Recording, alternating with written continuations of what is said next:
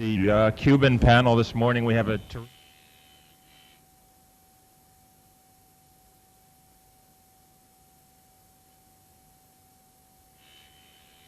do is have our first three panelists take a brief break and then come back with a final three and then question and answers.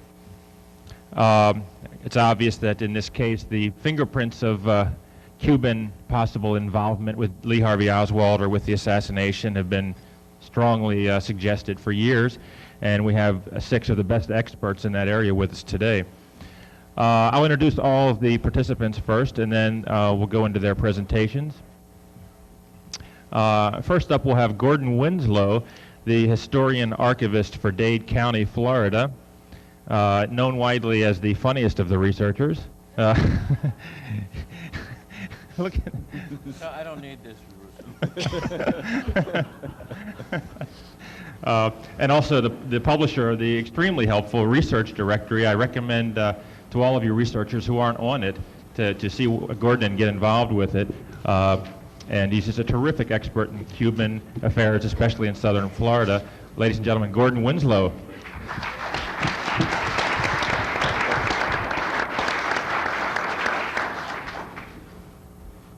Next we have two gentlemen who aren't as widely known as they should be, but they're doing terrific work in this area, and I look forward with great anticipation when they finally get their book out, if ever.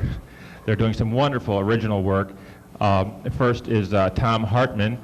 He's a writer with over 200 national and international publication credits, author of 2 books on unrelated subjects, a licensed private detective, runs the JFK Assassination and Research Forum on CompuServe. Ladies and gentlemen, Thom Hartmann.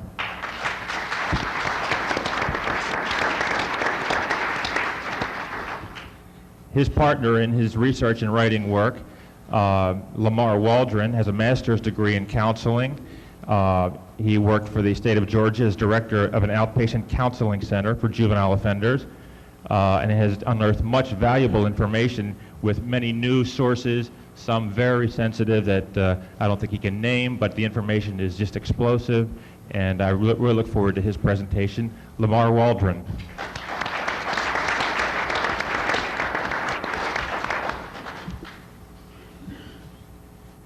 And then in the second half, we're going to have 3 people who really don't need an introduction, I think, to most of you folks, but I think that means I have to do it anyway.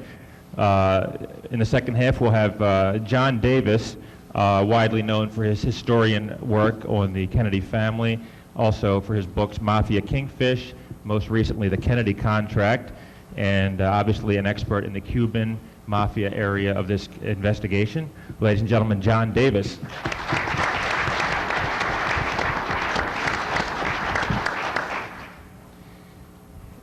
And following John will be Peter Dale Scott, most recently the author of Deep Politics and the Death of JFK. Peter has been mostly interested over the years in the interlinking connections between the deep political structure, industry, and how it touches the various suspects in this case. Ladies and gentlemen, Peter Dale Scott.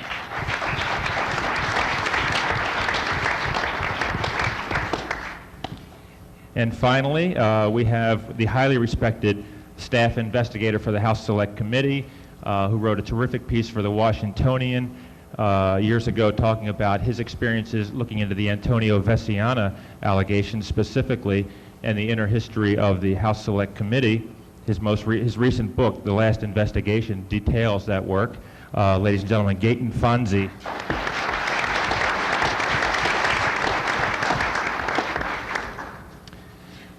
Well, we'll start off with Gordon, who will open up with a few jokes, and we'll go from there. Gordon Winslow. Is this on here? I hope not. Is this bug working?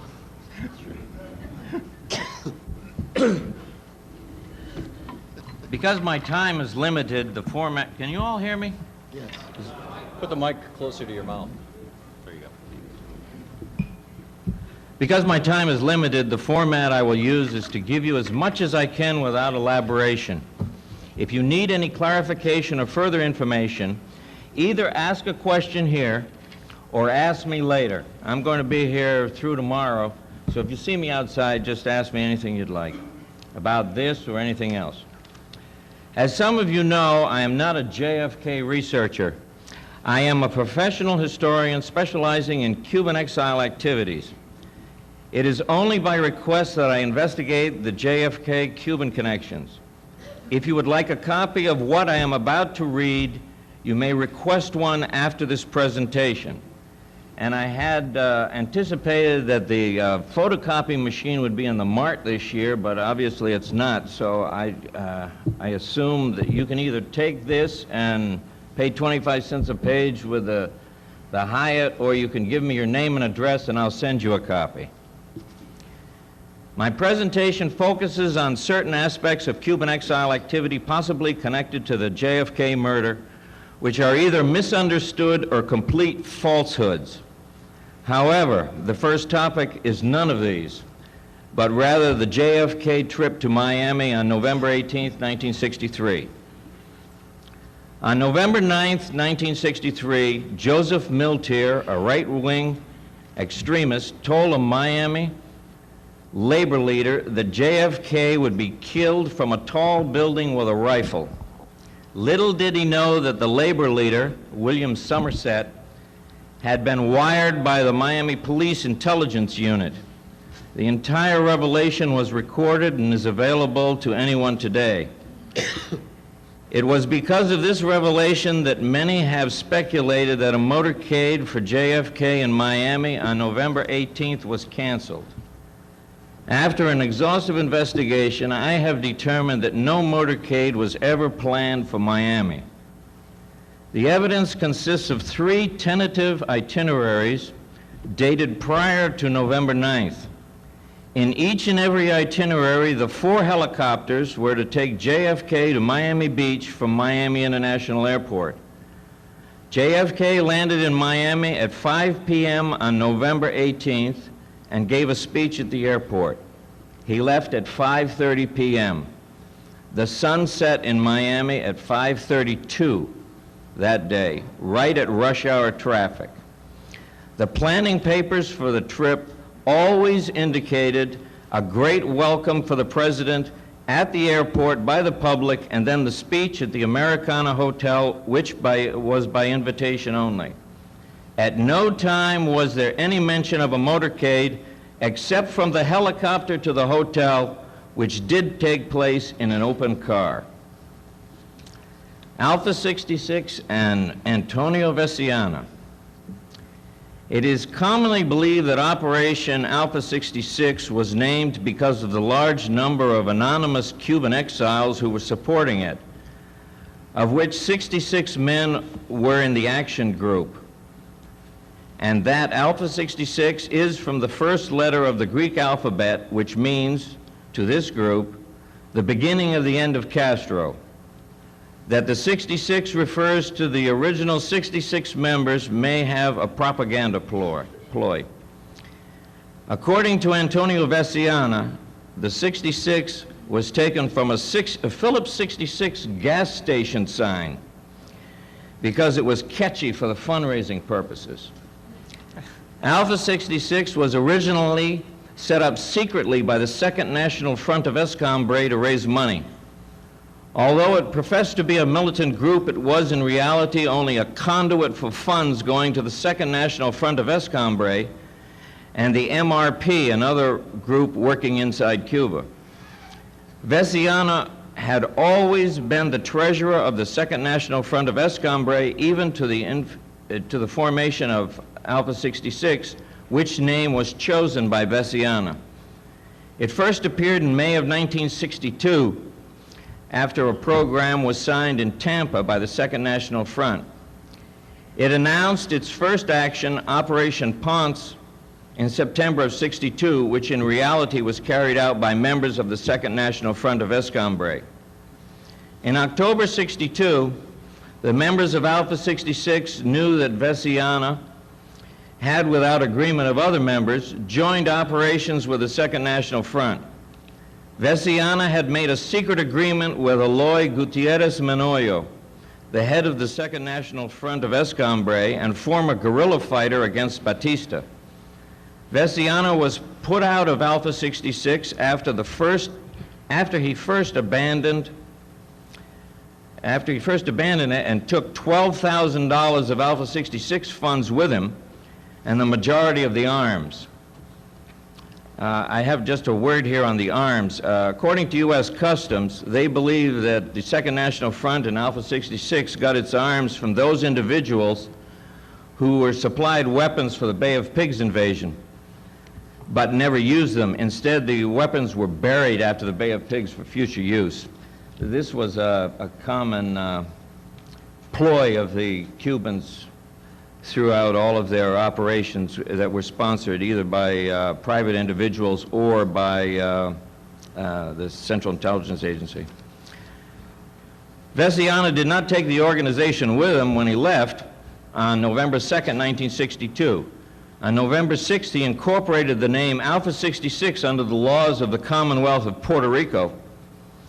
The incorporation papers state that it is a non-profit organization and its purposes are to help and orient Cuban refugees, promote fraternization and social relations between Cuban citizens who are in refuge in Puerto Rico, to organize social functions and to carry out all operations of a non-profit organization.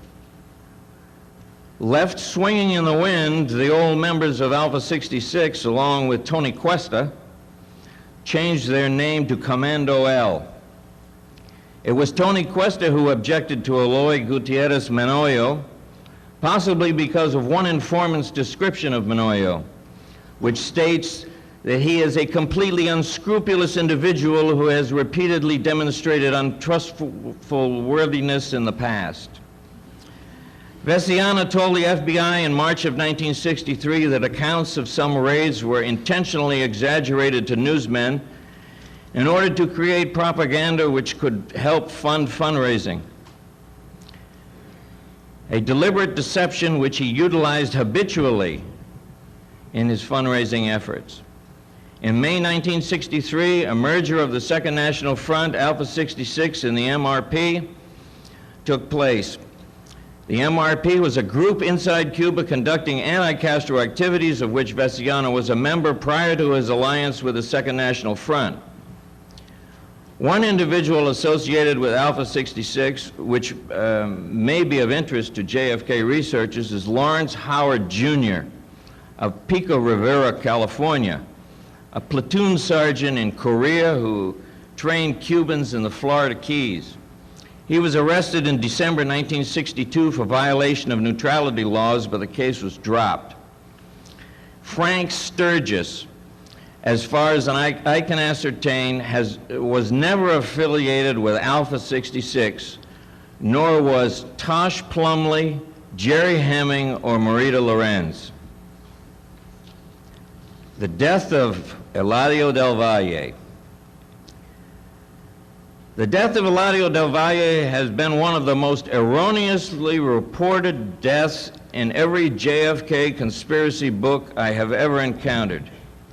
This man has died 10 different ways, in 10 different places, and under numerous circumstances. JFK assassination books have him tortured to death, killed by a machete, hacked to death, shot numerous times, hatcheted, and so forth. I hope they get it straight someday. Del Valle came to prominence through the Garrison investigation as being a gun runner who worked with David Ferry. He had a long history of working outside the law and claimed that he started the first anti-Castro group. He was found crumpled on the floor of the back seat of his car on the same day David Ferry was found dead. 2 people were accused of his murder. One of the persons indicted, Theodosio Bahadu, had the charges dropped for lack of evidence. The other, Irma Collazo, fled to the Dominican Republic through Chicago with some help from an individual associated with the Cuban mafia. The case is still an open homicide. According to the autopsy report, Eladio del Valle was killed with a blunt instrument and shot once in the chest above the heart. His body had multiple lacerations, more than 20. caused by the blunt instrument. His head had the largest laceration, but the skull was never breached, nor did he have any broken bones. It is believed that he was killed in Irma Collazo's apartment with possibly a lamp causing the lacerations. In 1992, a reporter inquired with the Miami Police Department about Del Valle and the JFK assassination. He was told that Garrison had dismissed Del Valle as having anything to do with the JFK murder. End of case. Not really. Some 1993 books still have a hatchet protruding from his forehead. It makes me wonder if the rest of the so-called facts in these books are true. Mistakes of the past will be repeated by those who never learn. Operation 40. Operation 40 is one of the most confusing designations and misunderstood activities in the JFK writings. Supposedly, it was this elite organization that produced the killers of JFK. In order to satisfy myself about Operation 40 was all about, I obtained a list of members from Brigade 2506 and interviewed a great number of its members. Their list included 64 members in what I will call Group 1. Group 2 was another group that never left Florida, and only 2 of its members are known. Group 2 participants were told they were to be military policemen and had little or no training. They were disbanded the day after the failure at Playa Girón. Operation 40 was set up as a part of the Bay of Pigs operation to seize key Cuban government buildings and persons pertaining to intelligence. Some of their targets were to be killed. Only 10 members ever landed in Cuba and were either killed or taken prisoner. The remainder of the Group 1 was returned to Miami and disbanded on the spot. Some of the members later worked for the CIA in other capacities, while others returned to their normal livelihood. It is a misconception that Operation 40 ever continued after the Bay of Pigs. The continuation, as expressed in some books, is not Operation 40, but rather some other CIA operation. Frank Sturgis and Marita Lorenz were never members of Operation 40, nor were any other non-Cuban Americans. Frank Sturgis. In my opinion, Frank Sturgis was never affiliated with the CIA in any capacity. The closest he ever came to act as an unpaid informant when he was working with Castro in the hills in 1958. In all his depositions and statements on the record, he has never stated he was anything other than an informant. In my opinion, he was just an unemployed soldier of fortune type used by the Cuban groups to fulfill whatever adventures they were undertaking. If you want further information on these topics or any others pertaining to Cubans, you may ask me here or see me later. That's all I have. Thank you.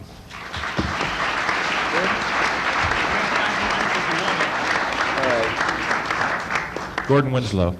Next up, let's hear from Thom Hartmann. Thank you, Gus. Great.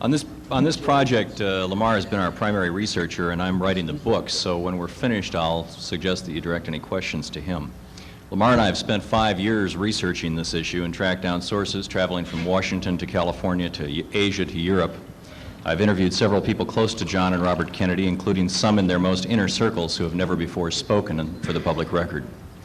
This research has led us to conclude that Bobby Kennedy's suspicions, which he expressed to aides and friends before his death, were correct, that the mob had killed his brother. Mobsters learned in the summer and fall of 1963 of a plan to bring democracy to Cuba, which today is still secret. Our name for this project is Project Freedom, although the actual name is still classified as well. Using their knowledge of Project Freedom, which Lamar will show you the references to in declassified government documents, mob bosses Santos Traficante and Carlos Marcello were able to kill JFK while ironically forcing the government to cover up much of the evidence to protect the security and secrecy of Project Freedom and its innocent participants. As so well documented by John Davis and others, both JFK and Bobby knew well the danger they faced from Jimmy Hoffa and other people in the mob when they began mounting the largest assault on organized crime that any U.S. president has ever undertaken before or since. They also knew that Fidel Castro, if he found out about their plans to overthrow him in 1963, might retaliate. This led them to create a still secret Cuba contingency plan for dealing with the possibility of Castro's retaliation. But JFK had not foreseen that the mob would use part of his own Cuban plans against him, first trying to assassinate him in November of 1963 in Chicago, then in Tampa, and finally in Dallas.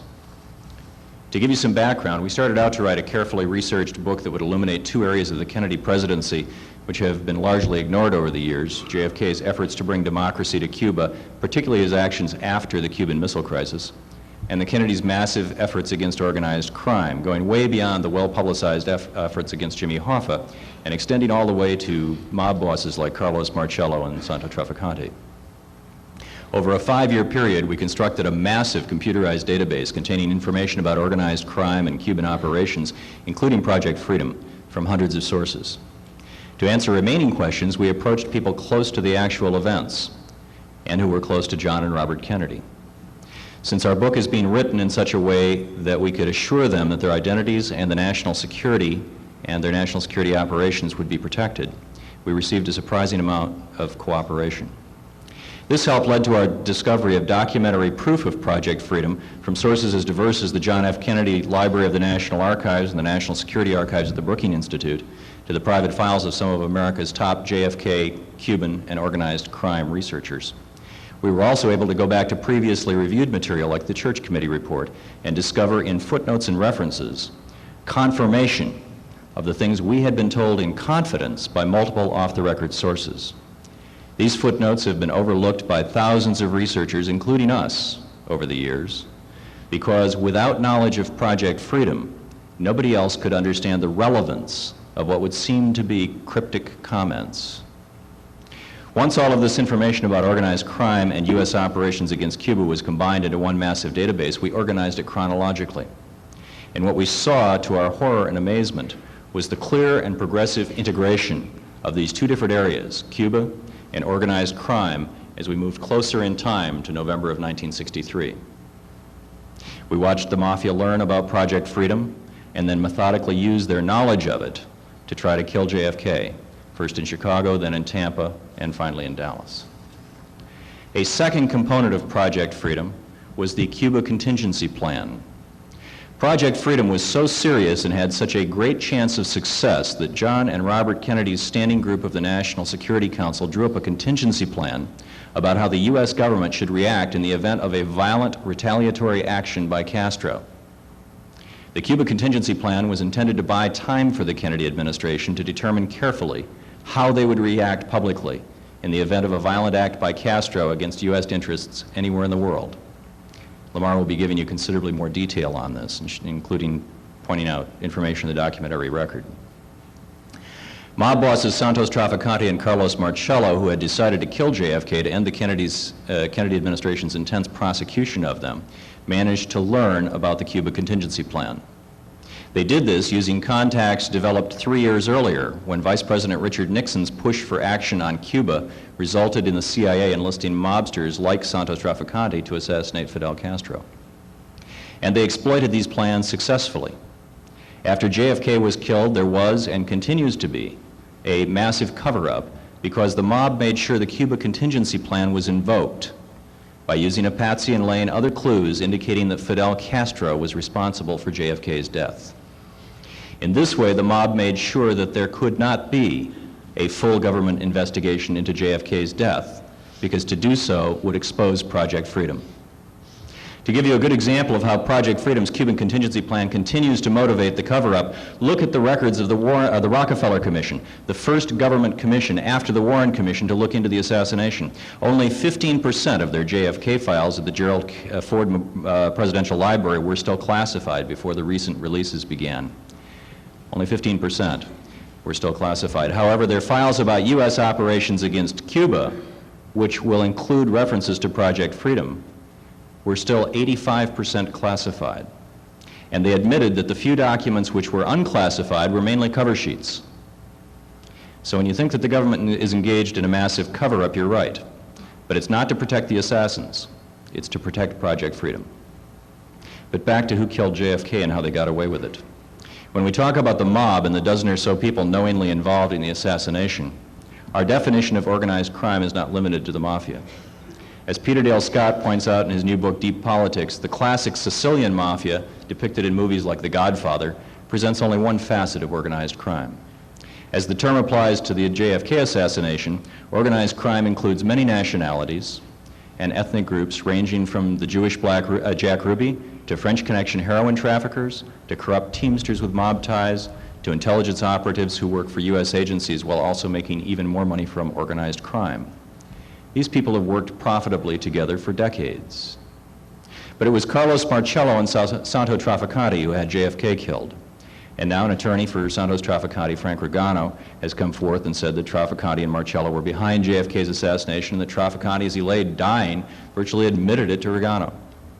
Back in 1963, on the evening of the assassination, Trafficante celebrated JFK's death with Regano at the International Inn restaurant in Tampa.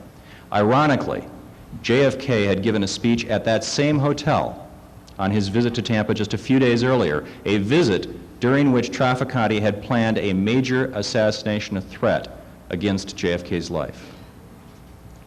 And Lamar will be showing you the documentary record of this. Trafficante and Marcello also maintained contacts within the CIA from when Vice President Nixon had brought the mafia into his anti-Castro efforts in an attempt to spring an October surprise on JFK during the 1960 election campaign. Through these contacts, the proverbial weak link, Trafficante learned about both Project Freedom and the Cuba contingency plan. And Trafficante realized that if he and Marcello could kill JFK in a way that would cause the government to immediately think that Castro was involved, the contingency plan must be activated, and a massive cover-up would have to immediately begin. It was an automatic process. Blaming the JFK killing on Castro or a Castro agent may also have had the effect of causing the government, the U.S. government, to invade Cuba in retaliation. This would be very helpful to Trafficante and Marcello because it would have taken the focus away from the assassination, and they may have ended up with another Cuban government sympathetic to them, as was Batista. It may also have been the motivation for the mob's low-level intelligence contacts to help out in the Kennedy killing because they themselves wanted Castro overthrown for their own reasons. So they would use the government itself, the very administration which was prosecuting them, to cover up their crime. And in fact, it worked. After JFK was killed, there was and continues to be a cover-up because the mob made sure the Cuba contingency plan was activated. The mob made sure there couldn't be a full government investigation of JFK's death, as I mentioned. The resulting cover-up did protect Project Freedom, but it also obscured Marcello and Trafficante's responsibility for JFK's assassination. The government, including Bobby Kennedy, Earl Warren, and every president since LBJ, has had no choice. Exposure of Project Freedom would not only tarnish JFK's legacy, but in the tense Cold War times of 1963, it could have touched off nuclear war. It definitely, and perhaps most importantly, would have caused the deaths of those associated with Project Freedom in Cuba, some of whom are still alive today, and would have ended any hope the U.S. had of bringing democracy to Cuba at any time during these last 30 years. So Project Freedom is still a secret operation. So you can see that most of what's been the cover-up wasn't designed to protect those who killed JFK, but to protect Project Freedom. That's why Jim Lazar, one of America's top Freedom of Information Act attorneys, estimates that over 2 million documents relating to the assassination remain classified even today. The cover-up must continue today to protect the families and associates of those still in Cuba who were working with the Kennedy administration on Project Freedom to overthrow Fidel. Because information about Project Freedom has been denied to government investigations like the Warren Commission, the Rockefeller Commission, and the House Select Committee, as well as being denied to all the major news organizations and many noted authors, the story of JFK's assassination has not been fully documented. But there have been some cracks in the wall, as outlined here over these past few days. For example, Loyal Kennedy aides Dave Powers and Kenny O'Donnell who were riding in the car directly behind Kennedy's, both saw the shots as they were fired. They were two of JFK's most trusted aides, and Bobby had been friends with each man for decades. Each man saw the same thing and told Bobby, shots coming from the grassy knoll. This report first surfaced in a Chicago Tribune article in 1975, along with the fact that the FBI pressured both men to alter their Warren Commission testimony to protect the national security. The story was confirmed on the record by Dave Powers, now the head of the John F. Kennedy Memorial Library, in 1987 to his old friend Tip O'Neill, and appears in O'Neill's autobiography, Speaker of the House. You can read it. And there have been other cracks in the wall. We've located several references to Project Freedom and the Cuba Contingency Plan in the Church Report. All of this information confirmed what we had already learned, and Lamar will show you this documentation. Additionally, the House Select Committee indicated that JFK was probably killed as a result of a conspiracy and indicated the Mafia, specifically Trafficante and Marcello, were likely suspects. Our research and sources helped us reach the same conclusion, only with additional information which was not available to the House Select Committee. Naval intelligence, for example, in a still secret report which was not made available to the House Committee, though is referred to in their report, had done their own investigation of the JFK assassination. This is an HSCA volume 11, pages 539 to 551. Using the House Select Committee information on the Navy report as a starting point, my co-author Lamar Waldron tracked down and obtained information from two independent and confidential sources directly associated with that naval intelligence investigation. In spite of stonewalling by the Navy, the HSCA had found indications that the naval intelligence investigation had concluded that Oswald was incapable of committing the assassination alone. According to our more extensive reports, naval intelligence had concluded that ex-Marine Lee Oswald was incapable of masterminding the assassination or of even doing the actual shooting. The naval intelligence investigation had access to hundreds of documents and dozens of interviews largely withheld from both the Warren Commission and the House Select Committee. Naval intelligence had Oswald under tight surveillance from the time of his return from his defection to the USSR. Oh, and I was hoping that the KGB would try to contact Oswald or his wife at some point, thus giving our side insights into the KGB's recruitment policies or strategies. Since naval intelligence had limited resources for a tight domestic surveillance, they utilized both the FBI and the CIA in helping to carry out this surveillance. They had, in their investigation, additional surveillance material on Oswald in Mexico City, including photographs, not necessarily of Oswald at communist embassies, by the way, which have never been made public. The naval intelligence investigation of the assassination began on the afternoon of the day that JFK was killed. Prior to that, on the day of JFK's assassination, some of the naval intelligence material was destroyed and other material was sanitized. This was so sensitive that information could not be given to defense lawyers or to government investigating committees. It was also done to protect the identities of other defectors in the same surveillance program as Oswald, as well as the identities of FBI, CIA, and naval intelligence informers who were reporting on Oswald's movements. This destruction may also have served to protect, from their point of view, the Navy's reputation. However, it has contributed to the lingering questions surrounding Oswald's Mexico City visit. Such knee-jerk behavior by military intelligence is apparently not unusual. In his autobiography, Dean Rusk, who worked in Washington in military intelligence in 1941, relates that on December 7th, 1941, just hours after the Japanese attack on Pearl Harbor, certain intelligence summary memos that could have reflected badly on military intelligence were destroyed by his superiors that very day. What Rusk leaves out, but is confirmed by several biographies of JFK, is that young Ensign Jack Kennedy was assigned to the Office of Naval Intelligence at that same time, working on intelligence summaries.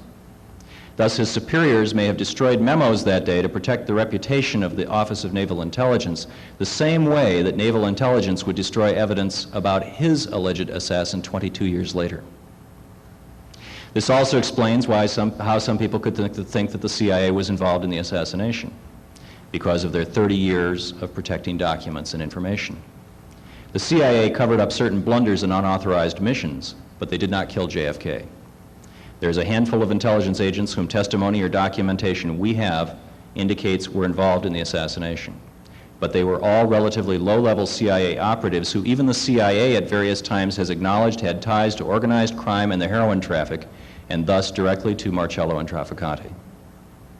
While we cannot rule out the possibility of a small number of mid-level intelligence agents being involved in the assassination, there's not enough evidence to prove that any of them were involved, because many of their seemingly suspicious actions can be explained by their involvement in either the naval intelligence surveillance of Oswald or by their activities relating to Project Freedom. It also answers lingering questions about, as Dan Rather said night before last, those Cubans. Anti-Castro Cubans as a group have gotten a very undeserved bad reputation in regard to the JFK assassination. Many Cuban Americans have done courageous acts of heroism, both at the Bay of Pigs and later, and never received recognition for what they did.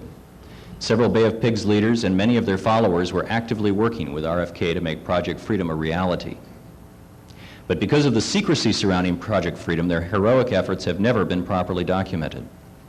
So the theory that anti-Castro Cubans killed JFK because they were angry over the Bay of Pigs is a gross oversimplification of a complex issue. There were several anti-Castro Cuban groups, or anti-Castro groups angry at JFK in 1963, but they were angry over being left out of Project Freedom and having their unauthorized activities banned. It's really a monumental testament to the quality of Robert Kennedy's planning and the loyalty of those who worked for him that information about Project Freedom has only leaked out in the most peripheral way in all these years. Contrary to the bumbling CIA view held by many people, in fact, the national security apparatus of the U.S. government does function most of the time as it's supposed to. There are two examples from history of other U.S. plans for action against a foreign government that demonstrate how plans like Project Freedom can be kept secret for decades. In 1944, during the practice for the top-secret D-Day invasion, there was a terrible disaster off the coast of England which cost the lives of over 800 men.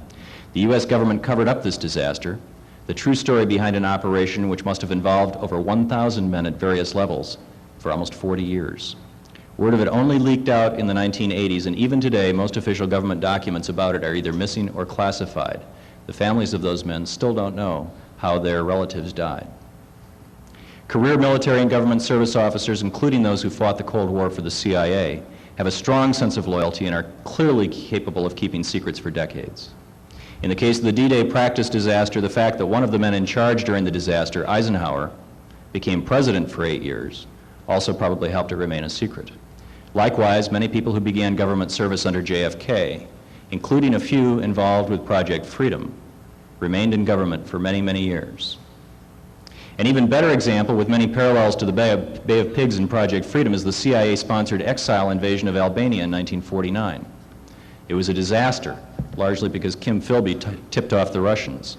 Even today, the CIA officially denies the invasion even took place, though British books have confirmed the major details. In this case, a major reason for the 40-year cover-up is the fact that President Truman hadn't authorized the operation, and the CIA had kept it secret from him, just as the CIA mob plots against Fidel were kept secret from JFK. Finally, the demonstration of the government's ability to keep it secret comes from Bobby Kennedy's own words.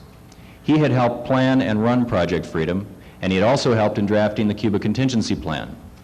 And he knew that revealing the truth of his brother's killers would bring Project Freedom to light with possibly disastrous consequences for the national security.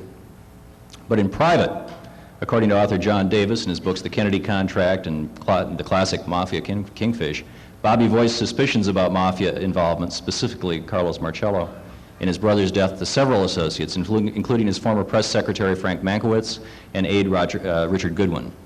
Bobby's aide Adam Walensky and Bobby's friend and biographer Jack Newfield also support the view that Marcello and Traficante were behind JFK's death. And so it stands today. A small group of men, professional killers all, under incredible pressure from the Kennedy administration, planned and executed the murder of JFK. They did it in such a way that people who had nothing to do with the assassination and had no knowledge of the assassination would be forced for decades to cover up their actions. In a way that would falsely point the finger of suspicion at the CIA, FBI, ONI, and other agencies which were either trying to hide their previous associations with the Patsy or who were correctly and honorably trying to protect Project Freedom and the Cuba contingency plan by keeping it secret. Now I'll turn this over to Gus to introduce Lamar, who will fill you in on the details and go over the documentary record. Thanks, Thom. That was great.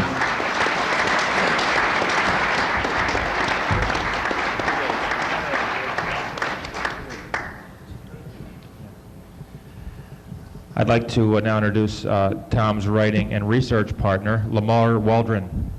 Thank you.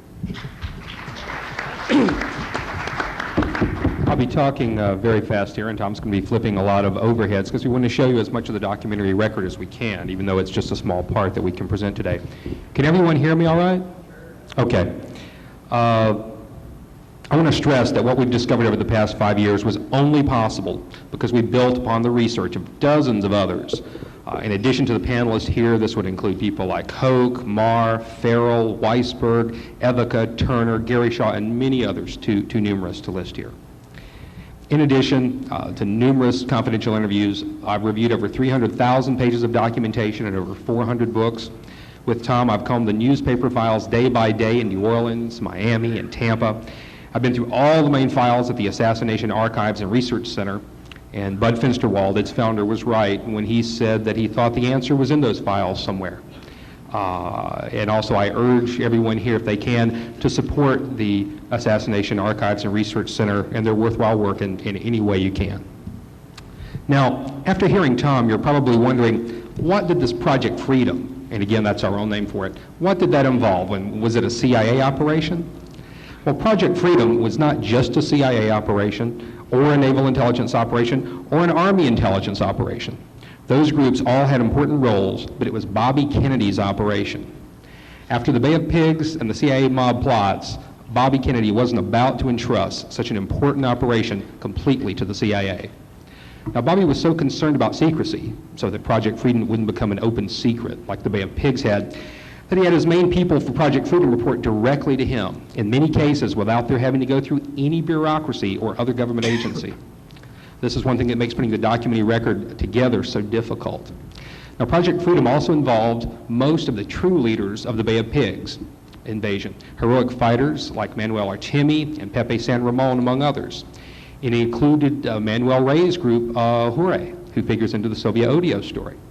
It also involved people in Cuba, people with a power base. These weren't people that were infiltrated, but people in Cuba with a power base, and was designed to assist them in staging a coup, which would eventually lead to a democratic government for Cuba. And that was Bobby and John Kennedy's goal, a democratic government for Cuba. Now, in this first overhead, what you see here is a page from what's commonly known as the Church Report. Okay? In this detail of that page, what I've underlined here is a footnote documenting another operation against Castro that was going on at the same time as the well-known A.M. Lash operation. As it says, and I know it's probably hard to read, this was a separate operation to penetrate Cuban government with several goals, including perhaps forming a group which would be capable of replacing the then-present government in Cuba. The case officers for A.M. Lash were also involved in this second related program. So all these years, we all know about A.M. Lash and Rolando Cubela. There's been this other program that's received almost no attention at all.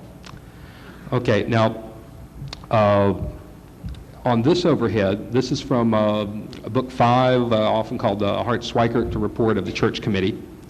There's another reference to Project Freedom.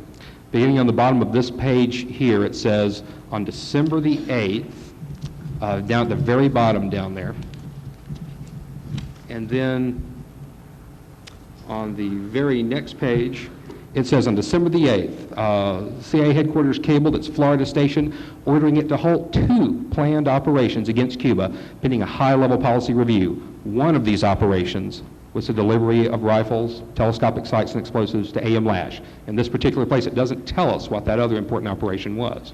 It goes on to say that the December 9th memorandum to Director John McComb discusses U.S. operations against Cuba, but the memo does not mention, and although the memorandum does mention a plot for a coup in Cuba, it does not refer to the A.M. Lash operation. Now, there's a good reason for that, and that is because the details of the A.M. Lash operation were kept from Bobby Kennedy and John McComb. Both Bobby and McComb knew about this other operation, the one we call Project Freedom. Now, Project Freedom was much more thoroughly planned and was much farther along than the A.M. Lash operation. It was set to commence in late November of 1963, just after the time when JFK was assassinated. Project Freedom actually stood a good chance of bringing democracy to Cuba because people in Cuba involved in Project Freedom had a much larger power base and constituency than did A.M. Lash. Now note in the second paragraph here, it mentions a coup, the next paragraph mentions, deals with trying to get President Johnson behind the effort to continue the operation. But again, it's not referring to A.M. Lash here, it's referring to Project Freedom. Now, you may be asking, was Project Freedom connected to the A.M. Lash operation in any way? Just in the sense that the CIA's Desmond Fitzgerald used the National Security Council's June 1963 authorization for Project Freedom to indirectly authorize the A.M. Lash project. The actual National Security Council memorandum from June of 1963 was kept classified for a long time, but this is a summary of it from the House Select Committee on Assassinations, Volume 10, page 77. Notice in Section 1 that it says that the overthrow of the Castro communist regime must be accomplished by Cubans inside and outside Cuba working in concert. And also here, note number 4 helps to explain the secrecy surrounding Project Freedom, where it talks in a very Mission Impossible way about if ever charged with complicity, the U.S. government would publicly deny any participation in the group's activities.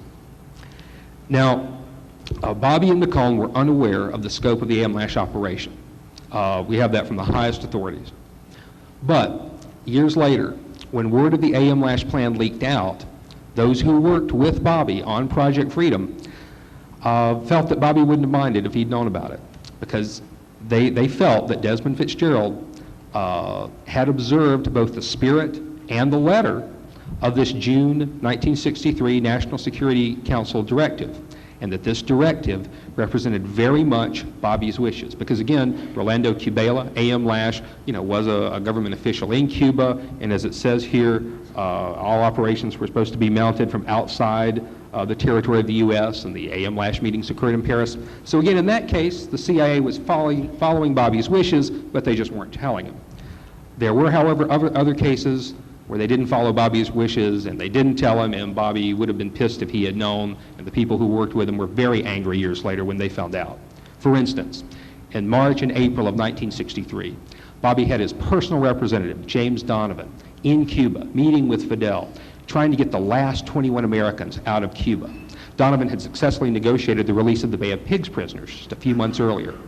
While Donovan was in Cuba meeting with Fidel, the CIA's Desmond Fitzgerald plotted to poison the diving suit that Donovan and Fidel would go skin diving where they were negotiating this release. In addition, there were 2 other major CIA mafia assassination attempts against Castro planned in March and April of 1963, at the very time when Bobby Kennedy's personal emissary was in Cuba meeting with Castro, again putting that man and those remaining 21 Americans, including 3 CIA agents, at great risk.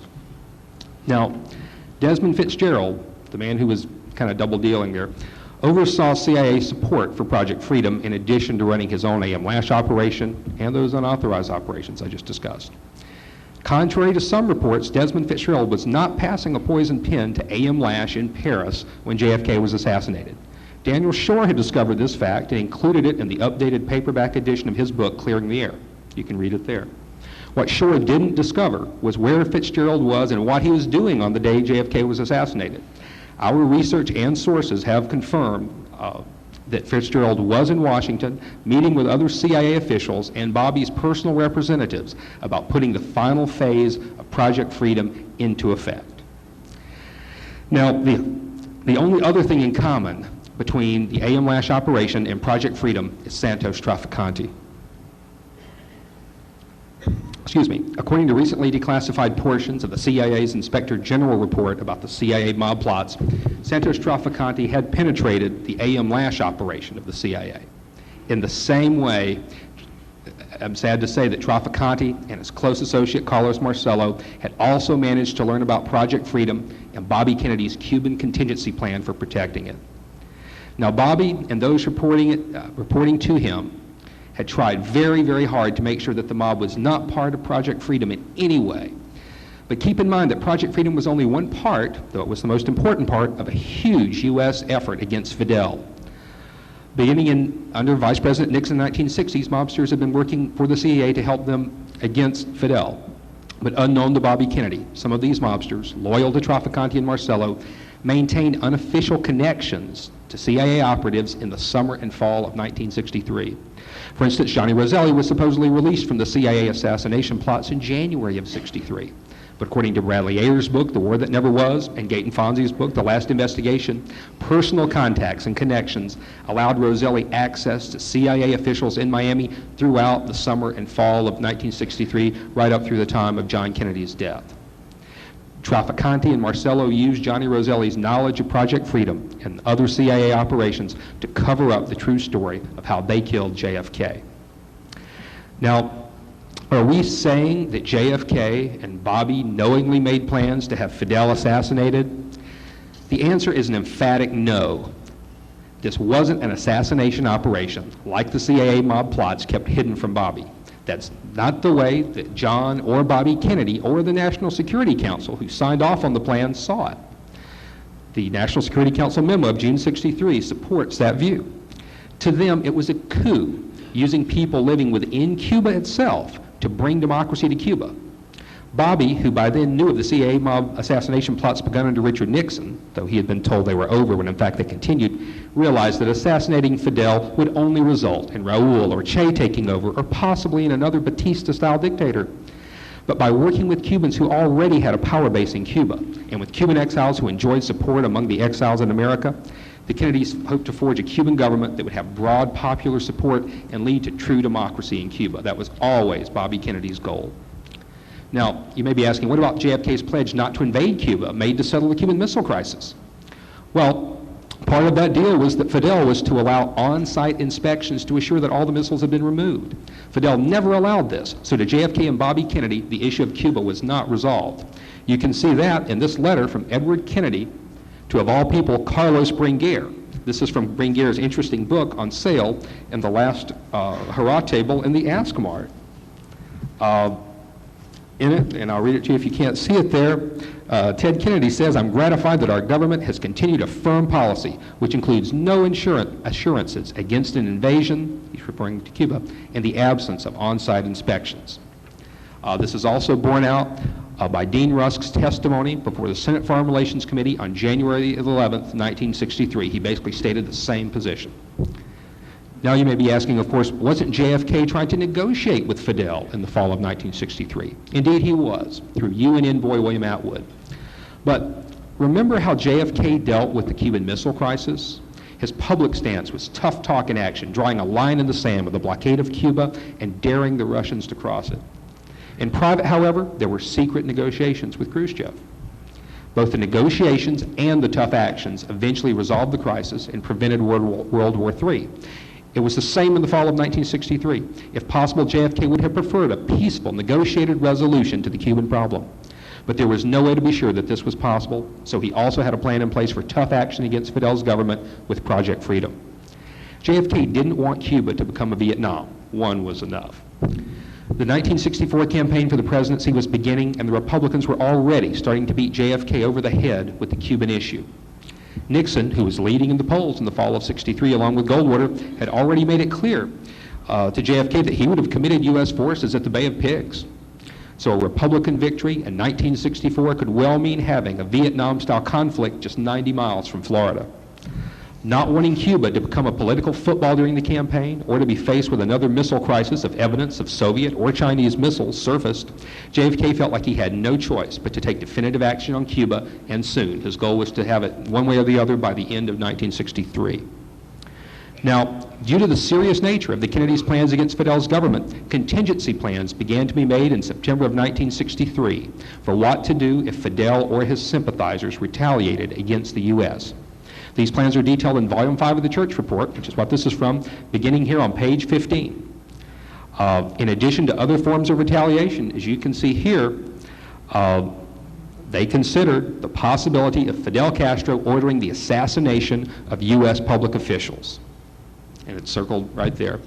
On this next page, as you can see, the Cuban contingency planning continued until late September and October and beyond. Here, in this next overhead, You see page 1 of the only declassified document we found for the Cuba contingency plan. And note again what it says, that they're worried about attempts at kidnapping or assassination of American officials and or citizens. Now, on the very next page, look at the date on this memo. November the 12th, 1963. The planning was continuing right up until and through the time of JFK's death. Now, if you could put the other one back up, please. So what you have is just 10 days before JFK's death, the U.S. government is making plans for what to do if a U.S. official is assassinated because of Project Freedom. Now, these Cuba contingency plans were mainly directed, I've got to point out, at the possibility of Fidel or his sympathizers having a U.S. ambassador assassinated, probably in a Latin American country. In that case, President Kennedy and the National Security Council would need time to plan a reasoned response without being subject to intense pressure from the U.S. press or reactionaries in Congress. For instance, JFK wouldn't want to order a quick retaliatory strike against Cuba only to find out that Fidel really wasn't behind the death of a U.S. ambassador. Imagine that you were JFK. You've just gotten word that a U.S. ambassador has been assassinated, probably by a Castro agent. Imagine what you would need in order to have the time and information needed to make the right decision. Remember, being rushed into making the wrong decision could start World War III. You'd want plans for controlling press coverage of the assassination, making sure explosive details or rumors about the killing weren't publicized wildly. In a foreign country, you'd want military control of the autopsy, regardless of the wishes of local officials. A naval base would be preferable because of the Navy's role in your Cuban plans and because of your trust in that branch of the service if you're John Kennedy. You'd want federal agencies to take control of the evidence and investigation as quickly as possible, although you'd have to do this carefully to avoid ruffling local feathers and avoid the appearance of a cover-up. You'd basically want whatever steps were needed to buy time for the President, yourself, and the National Security Council to make the best decision possible. Now on this next overhead, what else did the Cuba contingency plan include? Well, according to this 1976 article by award-winning reporter Tad Schulz, there was a task force that's connected with this Cuba contingency plan consisting of representatives of the FBI, CIA, and others designed to investigate possible incidents of retaliation by Fidel and report directly to Robert Kennedy. And again, this has not received very much attention over the years. Now, these plans were put into effect. They were used, as you can see here, to quash press coverage of an assassination attempt against JFK in Chicago on November the 1st, 1963, just 3 weeks before Dallas. Here's a memo from AARC files where Chicago newsmen discussed the threat. It talks about, if you can't read it, 4 men who planned an assassination attempt. They were seized, but apparently not arrested, and a disassembled rifle was in the story. And this memo discusses the fact there was no press coverage of it at the time. Now, the House Select Committee looked into this attempt. And by the way, this is different from the one that involved Valley, the well-documented arrest there. We've investigated more and are convinced, because of certain name connections that come up, that this was an attempt planned by Trafficante and Marcello on JFK's life, involving some of the same people who would kill JFK in Dallas 5 days later. Now again, in Tampa, if you'll note this has received very little attention. Gordon Winslow pointed out there really wasn't a motorcade or anything like that planned for Miami. However, that same day, there was one planned for Tampa. The Cuba contingency plan was put into effect there. If Thom could lower that so we could see that headline one more time. Thanks. Man held in threats to JFK. Okay, thank you, Thom. Like Chicago, in Tampa, the mob had made sure there were indications that Cuban agents were involved in Tampa. And Tampa had a very active, one of the most active Fair Play for Cuba Committee chapters. This article and the next one only appeared a week after JFK's visit, when he was dead. There was almost no press coverage of the threat at the time, despite the fact it was very serious. The article says that the FBI, the Secret Service, and local police all refused to discuss the matter with UPI. Not exactly a good way to get the word out for a suspect, but it is consistent with the aims of the Cuba contingency plan. Note that in Tampa, a description was issued prior to JFK's motorcade. Subject was white, male, slender, build, about 20 years old. This is similar in many ways to the one issued in Dallas right after JFK was assassinated. Also, I do want to point out, just to be clear, that 3 people are allegedly involved in Tampa, one of whom was a 53-year-old banker mentioned in both of these articles who had nothing to do with the real assassination attempt. It's the other 2 people of the 3 who we're referring to. Now, in this hard-to-read article about the Tampa threat, Tampa Police Chief Mullins says that he doesn't know if the other 2, the 2 we're referring to, may have followed the presidential caravan to Dallas, which would be just a few days later. Reporter Seth Cantor, researching through Mary Farrell's files, learned that a close associate of these 2 men, referred to in this article, did indeed go to Texas at the time of Kennedy's motorcade. Now also, the Tampa motorcade that these refer to was one of the longest of JFK's presidency. Like other stops on his Florida tour, it involved a visit to a military base, which is important because JFK knew that military forces stationed in Florida might be called upon to support Project Freedom in the coming weeks. Now, JFK was aware of both of these threats in Chicago and Miami, yet, like someone out of profiles and courage, he bravely continued with his Florida tour, going on to Miami for a speech that same day. JFK wouldn't be stopped because he had a very important speech to give that day. Now, as far as that speech goes, this is how JFK's Miami speech was reported in the Dallas Times-Herald the following day. This is Commission Exhibit 2695. Now, some people have said that this Miami speech was intended for a man in Paris, A.M. Lash. No, it wasn't. We have it on the highest authority. In actuality, this was a signal to Kennedy's Project Freedom allies in Cuba that he would support their actions. Now, this speech the fact that this speech is intended as a signal to these people in Cuba is further verified by this footnote from page 20, volume 5 of the Church Report, where it refers to JFK's speech that day as an example of the kind of statement LBJ should make, because this is being written after the assassination, that LBJ should make to the Project Freedom people in Cuba if they want the actions to continue. Now, just 4 days after JFK's Miami speech to his Project Freedom allies in Cuba, he was dead. And parts of JFK's Cuba contingency plans wound up having to be applied to his own assassination. This explains many of the peculiarities surrounding the medical evidence and the handling of the assassination investigation. We know that mob bosses Santos Trafficante and Carlos Marcello had learned of Kennedy's Cuba contingency plans through their contacts in the CIA.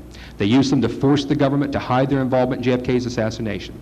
As long as their patsy had Cuban connections, like Oswald, and there were reports of Cuban agent activity in the area, the mob knew that the government and Bobby Kennedy would be forced into a certain response dictated by these contingency plans.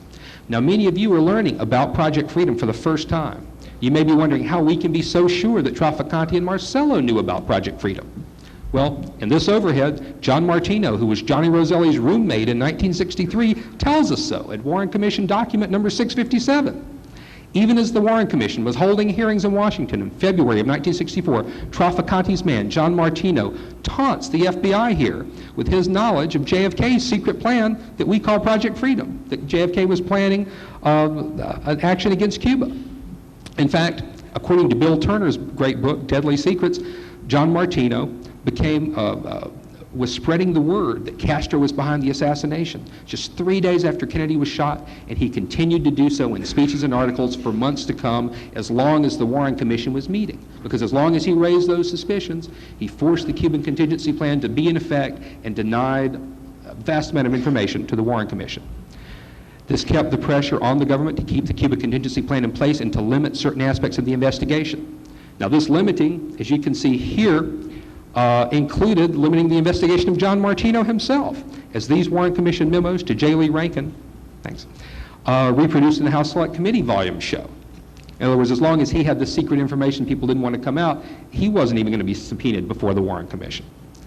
Again, it all comes back to Trafficante. It's this FBI memo connecting John Martino, Roselli's roommate, who knew about Project Freedom, to Trafficante and the notorious Rolando Masferrer shows. As Earl Gulls documented, by the way, this is a 1958 FBI memo that connects Martino to Trafficante and Masferrer. Okay. As Earl Gulls documented in 1978, as reported in Anthony Summers' Conspiracy, John Martino knew many details of the assassination, including the fact that there was more than one shooter and that Oswald was supposed to meet his contact at the Texas Theater. Now, why did Marcello and Trafficante want to kill JFK? We all know about the massive crackdown against organized crime. But on a personal level, Marcello and Trafficante were feeling intense pressure in 1963. This pressure had begun in 62 and earlier. By the fall of 63, Marcello had been subject to humiliating deportation, had illegally returned, and had to resort to bribing a juror to stay out of jail. Both Marcello and Trafficante stood to lose valuable pension fund loans due to Jimmy Hoffa's ongoing trial. Trafficante's gambling operations, this hasn't received much attention, had become the target of Internal Revenue Service bust, resulting in huge Internal Revenue Service liens against Trafficante. Trafficante's own wife had been subpoenaed to testify before a grand jury. Senate testimony in October 63 about Trafficante's operations received far too much publicity to suit Trafficante. And even Trafficante's highly profitable and secure heroin ring was feeling the pinch with a major bust of a French associate in October in Texas. Now, were John Martino and Johnny Roselli the only ways the mob were able to penetrate JFK and the CIA's anti-Castro operations? No, there were other ways too. Another way the mob infiltrated the CIA Cuban operations was through CIA agent Q.J. Wynn, a French connection heroin smuggler associated with Trafficante. Q.J. Wynn had worked as an assassin and recruiter for the CIA since at least the fall of 60. Later, the CIA admits they had him apply his talents to the Cuban part of their ZR rifle assassination program. Q.J. Wynn was deep into the mob as a result of the 1962 bust of one of his heroin shipments. Plus, his mob earnings were many times that of his CIA paycheck. Now, Q.J. Wynn was deported from Dallas soon after the assassination, as verified by both an INS official and an FBI memo. Now, in addition to infiltrating those CIA operations, the mob made other attempts to infiltrate Project Freedom. Manuel Artemi, the former leader of the Bay of Pigs, was part of Project Freedom. However, and he remained clean from the mob ties through 1963. However, his Cuban exile associates in New Orleans had contact with two men who worked for Carlos Marcello, and these two men were Guy Bannister and David Ferry.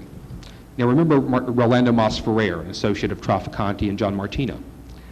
Ross Ferrer tried to bluff his way into Project Freedom soon after it began with the help of two gangsters, but he was unsuccessful. Now, this is very important. In September of 1963, Masferrer made another attempt to infiltrate and compromise Project Freedom. Masferrer knew that Manuel Rey and Rey's organization, Hooray, were part of Project Freedom. So working with John Martino, he arranged a provocative visit to the home of Sylvia Odio, the daughter of a prominent Hooray member. Martino had even bragged to associates earlier that he was going to Dallas to sell arms to Sylvia Odio in September. Now, as you can see here, Sylvia Odio said in interviews that she wanted to buy arms from a Johnny Martin. The FBI did, by the way, interview a Juan B. Martin, an incredibly brief document, but he seemed not to be the person involved. And here we see that Sylvia Odio came to Rolando Masferrer's attention because she lived close to one of Masferrer's relatives who lived in the same apartment complex. So we now have an explanation for the Sylvia Odio incident. It was another instance of the mob trying to infiltrate Project Freedom. Now, how could the mob keep details of the assassination secret all these years? In three ways. First, by using trusted assassins who pulled off successful hits many times and using members of Marcello and Trafficante's heroin operation. The heroin operation was their most secure, profitable, and ruthless operation. Next was by their choice of patsies. And I'm going to wrap up in just a few moments, but here's a test. Listen closely. Tell me who I'm describing, okay? This person returns to America in the summer of 1962 from a communist country. This person, in the spring of 1963, this 23-year-old person and his wife moved to another city. And in the spring of 63, he joins the Fair Play for Cuba Committee. In the summer of 1963, some of this person's associates see him as being pro-Castro, while others see him as being anti-Castro. This person is living in a city where there is much anti-Castro activity. And he's living in a city controlled by a mob boss whom the House Select Committee will imply was behind JFK's death. By September of 1963, this person is living apart from his wife as the result of marital difficulties. In the fall of 63, this person crosses the border at Nuevo Laredo and makes a mysterious trip to Mexico City, where he is under photographic surveillance by the CIA. This person is trying to get to Cuba. In the fall of 1963, this person has a job in the vicinity of JFK's route for November motorcade. The week of November 22nd, 1963, this person is in a city where assassination is in the works for JFK.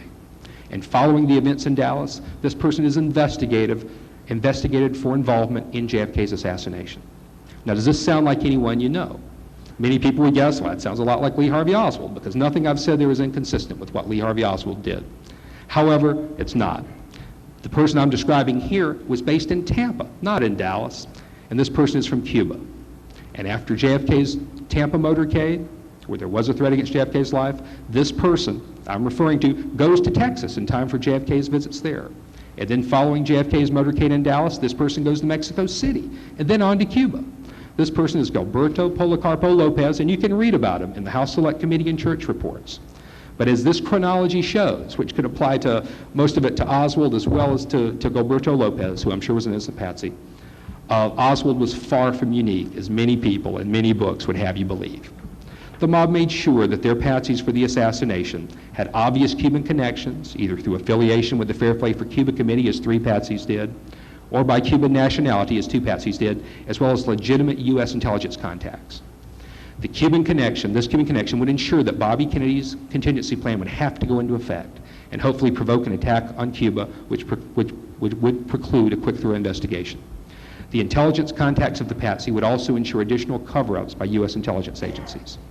Now finally, almost all of the dozen or so people knowingly involved in the assassination, and I don't think any of the patsies were knowingly involved, I want to exclude them, but the dozen or so people knowingly involved in the assassination for the mob all had another thing in common. They all had government protection at one time or another because they acted as informers or performed services for law enforcement and intelligence agencies. For example, even the FBI admits that Rubio acted as an informer for them. Roselli acted as an informer, worked for the CIA for almost 3 years before JFK's death. And think about this, the CIA even kept Traficante's role in the CIA mob plot secret for almost 12 years after JFK's death. Now, I could go into more detail, but I want to wrap up here. Some people allege that Fidel Castro is behind JFK's death. That's bunk. He wasn't. That's been disproven. However, are we saying there was no Cuban involvement in JFK's death? No, there are certain Cuban connections, but not necessarily to Fidel. As in any political organization, there were several factions within the Cuban government. Fidel and Che were in one faction. Fidel was in another faction. Most of the available evidence indicates that any Cuban activity related to JFK's assassination was directed by the mob, who still had influence in Cuba through Traficante and French Corsican mob. Traficante handled all of his drug dealers in Cuba through intermediaries. The only high government official Traficante ever admitted talking to or receiving help from was Raul Castro. A Cuban agent, as you can see, intensely loyal to Raul Castro, named Miguel Casas, was in the U.S. in October and November of '63. This Cuban agent was near Chicago when the plot against JFK was uncovered there. He was in Florida when there was a threat against JFK's life there, and he was in Dallas at the time of JFK's assassination there. He returned to Cuba after the assassination via Mexico City. However, I don't think this person or Raul Castro were operating at their own initiative.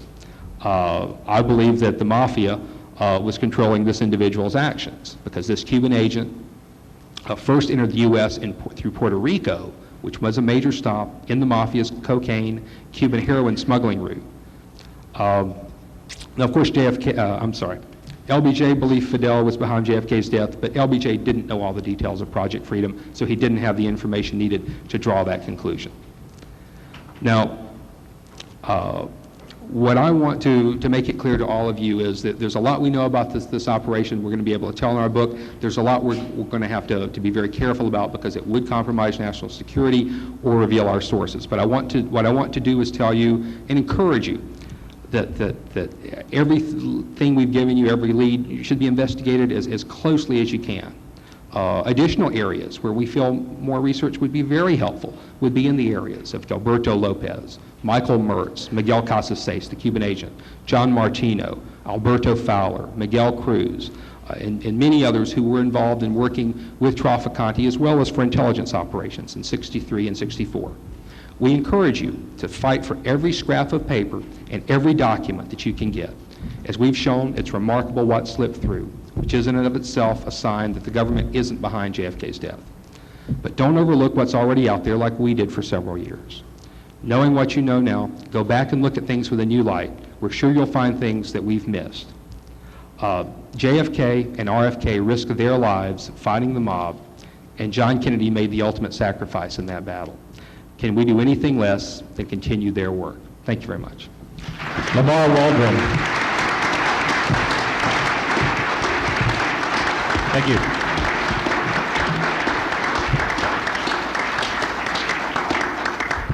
Okay, right now we're going to take that 15-minute break and then finish with our remaining 3 panelists and then go to the questions and answers. Thanks.